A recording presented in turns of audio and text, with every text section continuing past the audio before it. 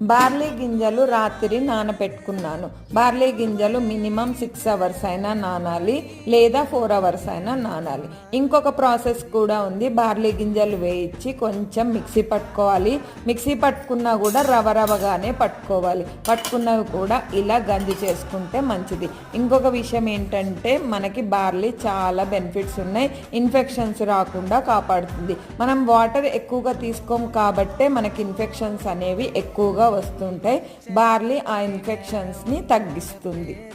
ప్రెగ్నెంట్తో ఉన్న వాళ్ళకి ఇంకా ఎక్కువగా ఉపయోగపడుతుంది. బార్లీ గింజలు 5th మంత్ 6th మంత్ నుంచి తీసుకోవచ్చు. బార్లీ గింజలు చాలా యూజెస్ ఉన్నాయి. బార్లీ గింజలలో చల్లారాక కొంచెం గోరువెచ్చగా ఉన్నప్పుడు తాగాలి. గింజలు తీసి పక్కన పెట్టేసుకోవచ్చు. తేనె వేసుకునే వాళ్ళు తేనె వేసుకోవచ్చు.